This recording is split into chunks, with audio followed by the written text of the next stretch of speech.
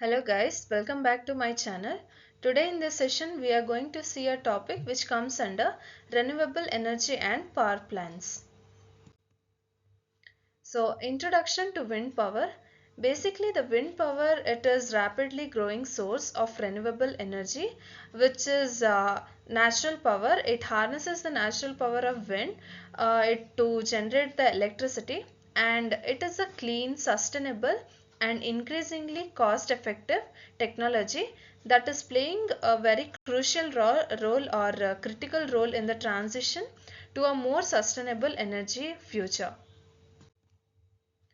So coming to the wind velocity, let's understand the wind velocity.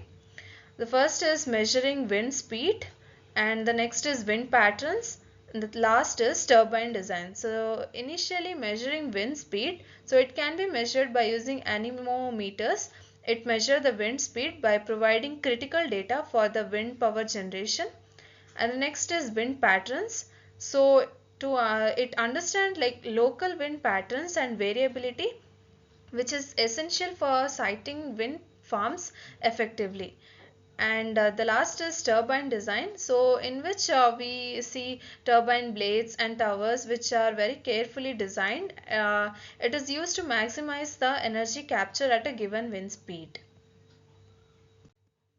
And the next is factors affecting the wind velocity. It includes three different topics. So first is terrain, and the next is altitude, and the last is weather patterns. So terrain, as it is a wind speed which can be slowed by obstacles like buildings, trees and mountains, while open areas like plains or oceans, which allow it to flow more freely and quickly. It is a topography, as I told, it is a open areas, so which include hills and valleys, and it plays an significant role, which also have an impact on local wind speeds. And the next is altitude. So it is a wind speed which generally increase with higher altitudes. So higher altitudes typically have stronger winds due to reduced friction with the earth's surface, which allows the wind to move faster, and as it affects on surface friction, which diminish. And the last is weather patterns. So it is a seasonal and daily weather patterns including temperature, pressure and precipitation, which influence the wind speeds and direction. So wind velocity is influenced by weather systems like such as high and low pressure areas, with wind typically moving from high pressure regions to low pressure regions. So coming to the measuring of wind power. So first is swept area. So the swept area by the turbine blades, it is a main key factor here. So the larger the area covered by the wind turbine blades, the more wind energy can be captured. So it is also used to determine the potential power output. And the next is wind speed. So the cube of the wind speed is directly proportional to the power available in the wind. So wind power, it increases significantly with the higher wind speeds, making it faster winds much more effective for generating the electricity. And the last is air density. So the density of the air, it is affected by the temperature and altitude, and it also have an impact on the power output. So denser air which occurs at low temperature and high pressures, containing more energy and can produce like more power when moving through a wind turbine. So calculating wind power potential.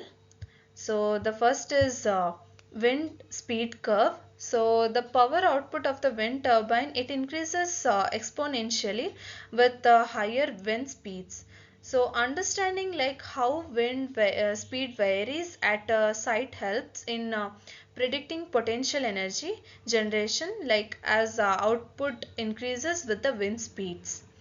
And the next is site assessment. So it provides like detailed site analysis And it also include like wind resource mapping, which is very crucial for determining the viability of wind project.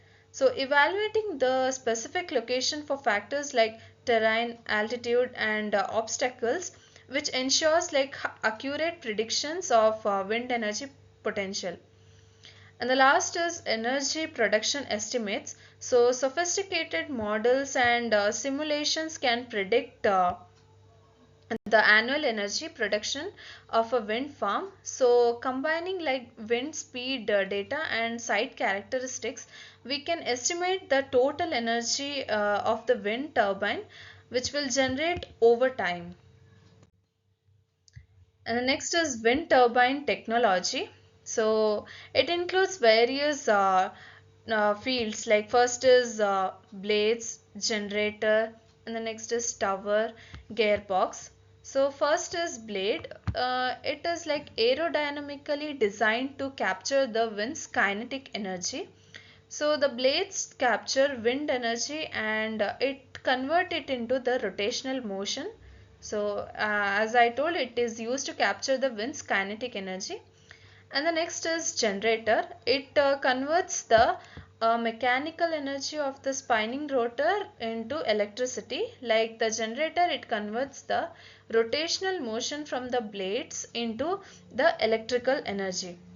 Next is tower. It elevates the turbine to take advantage of higher wind speeds. So the tower, it elevates the blades and generate to reach stronger, more consistent winds. And the last is gearbox. So it increases the rotational speed, the rotor to the generator. So the gearbox, it increases the rotational speed from the blades to match the optimal speed for the generator. And integrating the wind power into the grid. So first is wind farm. It is like multiple wind turbines that are grouped together to form a wind farm. And the next is transmission.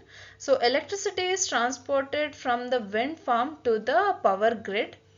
And last is grid generation integration. So the variable wind power must be balanced so that it forms the source on the grid.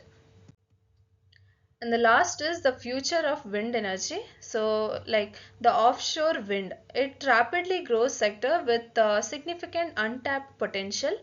And larger turbines, the taller towers and longer blades are increasing energy. And hybrid systems, it is like combining the wind with other renewables such as solar, which is used to improve the reliability of the systems. And automation and AI, it is an advanced feature which is added to the wind energy. It is providing like accurate operation so that we can reach out the solution very closely. Thank you guys for watching.